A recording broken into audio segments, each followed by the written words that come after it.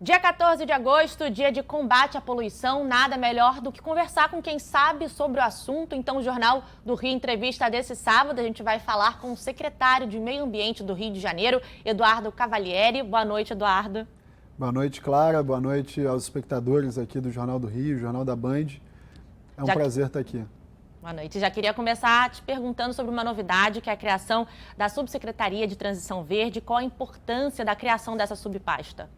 Olha, a criação da Subsecretaria de Transição Verde por uma cidade como o Rio de Janeiro, que no Dia Mundial do Meio Ambiente lançou o seu pacote climático com uma série de metas climáticas que vão ser cumpridas e a população tem que acompanhar, cobrar da Prefeitura ao longo dos próximos 10 anos. A gente tem metas claras para 2030 e metas ambiciosas para 2050. Então, mudança de matriz energética, melhor gestão de resíduos, melhor tratamento de esgoto na cidade do Rio de Janeiro, que a gente sabe que pode evoluir muito nos próximos anos com a desestatização da SEDAI, isso impacta muito a cidade do Rio de Janeiro. A gente lançou um fórum de governança climática para permitir que especialistas, técnicos, que a sociedade civil organizada participem do acompanhamento dessas metas. Então, a criação da Subsecretaria de Transição Verde ela é um desdobramento disso, né, em que a cidade se coloca novamente como protagonista no tema das discussões climáticas, na discussão ambiental, tanto no palco nacional como na situação internacional também. E esse é um dos grandes temas da humanidade. A cidade do Rio tem que se colocar de forma muito firme em como que nós vamos conduzir a nossa transição verde até neutralizar as emissões em 2050. E dia de combate à poluição, mas também tem muitos outros crimes ambientais que a gente tem ouvido muito falar, né? Como, por exemplo, as pessoas que têm soltado balões, entre outros. Como é o caminho para quem quer fazer uma denúncia em relação a crime ambiental e qual tipo de crime ambiental que vocês têm costumado a receber denúncias? A gente recebe todas as denúncias da Prefeitura e da Secretaria de Meio Ambiente a partir do 1746. Esse número já é bem conhecido na cabeça do carioca, então pode centralizar todas as suas demandas por lá, no 1746. A gente recebe uma série de denúncias.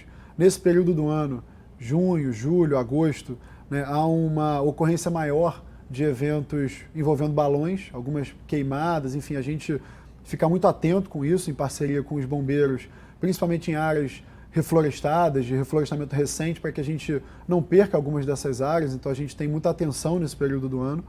Mas acho que o grande tema da cidade e a população tem se envolvido cada vez mais denunciando são loteamentos clandestinos, grandes construções de condomínios, principalmente na Zona Oeste, em alguns grandes bairros da Zona Oeste, onde a gente vê o crescimento a gente viu esse crescimento nos últimos 4 anos, né, quando houve uma política ambiental de afrouxar, né, de forma muito, eu diria, organizada, né, um afrouxamento, né, que impactou a situação ambiental da cidade do Rio de Janeiro, permitiu que grandes loteamentos, grandes condomínios surgissem em alguns bairros da Zona Oeste. E nos primeiros 6 meses do governo a gente foi, e sob o comando do prefeito Eduardo Paes, sempre muito duro em defesa do meio ambiente para que a gente possa retomar a autoridade ambiental da cidade. É importante e a população é fundamental. A gente recebe uma série de denúncias e quanto mais operações a gente faz, e foram mais de 50 operações, todas elas com suporte das forças de segurança. A gente sabe que com esses grupos criminosos organizados que vivem da destruição do meio ambiente, a prefeitura precisa do apoio das forças de segurança e tem tido. Então, quanto mais a gente faz essas operações, mais a população carioca se sente confortável, se sente incentivada para denunciar no 746, porque está vendo que a prefeitura está trabalhando, está sendo firme em defesa do meio ambiente. E tem algum projeto de conscientização também em relação a que essas pessoas evitem de fazer práticas ilegais em relação ao meio ambiente?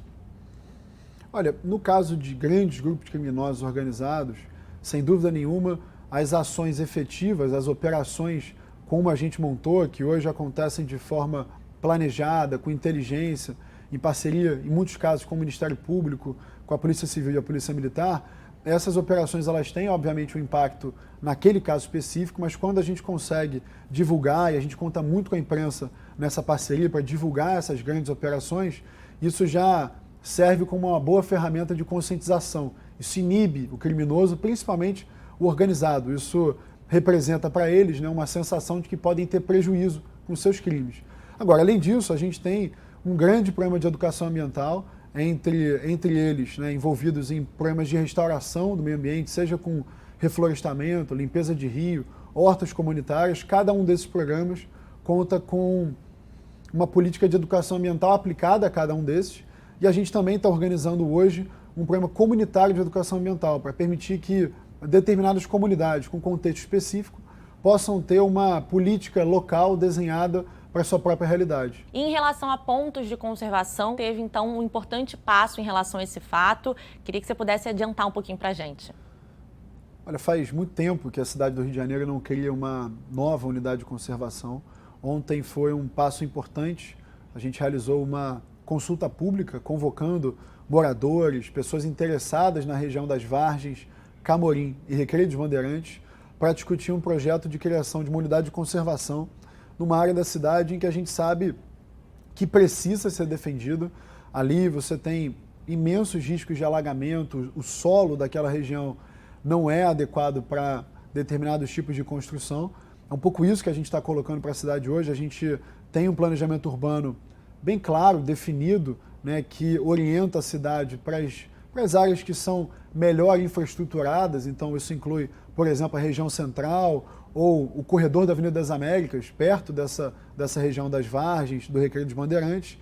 Então a gente convocou os moradores, proprietários, para que a gente possa discutir junto com eles qual deve ser a destinação dessa área, o quanto a gente consegue, né, criar uma unidade de conservação que permita, de um lado, preservar o meio ambiente, permitir que aquelas áreas em que há necessidade de preservação dos ecossistemas e da área ali inserida no Recreio, Vargens e Camorim, isso seja feito de forma equilibrada, em equilíbrio com o interesse daqueles que constroem, desenvolvem a cidade, têm uma atividade econômica regular.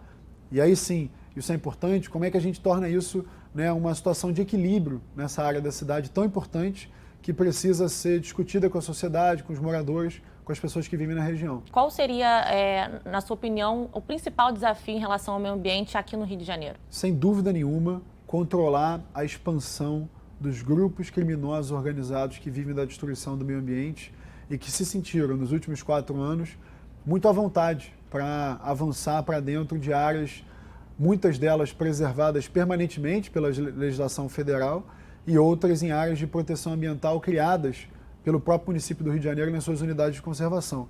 A gente tem um desafio enorme de conseguir controlar isso. Nos últimos 6 meses, a gente avançou muito, a gente conseguiu fazer muitas operações, inibir boa parte dessas construções, desses condomínios.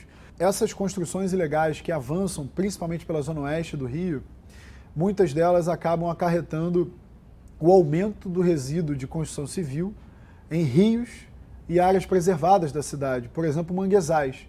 Então, esses grupos que avançam e são organizados, têm muito dinheiro para investir. A gente está tratando aqui de crime organizado e, por isso, a Prefeitura precisa de todo o apoio das forças de segurança para controlar e permitir que o uso do solo na cidade seja mais sustentável. Esse é um desafio imenso da cidade, que a gente tem avançado muito, a gente avançou muito nos últimos 6 meses, em parceria com o Ministério Público, com as forças de segurança. E daqui para frente a gente tem certeza que cada vez mais, usando inteligência, usando informações que foram levantadas ao longo desse período, a gente vai conseguir ser ainda mais efetivo nas operações feitas em parceria com as forças de segurança. Ótimo. Obrigado, secretário, pelas suas informações, pela sua presença aqui no Jornal do Rio Entrevista. Obrigado, é um prazer estar aqui. É sempre importante, na posição que a gente ocupa, esclarecer para a população o que a gente tem feito, o que a Prefeitura tem feito, o que temos realizado e quais são os desafios pela frente. É um prazer estar aqui. Obrigado aos espectadores da Band. Hora do nosso primeiro intervalo. Não sai daí, a gente volta já já.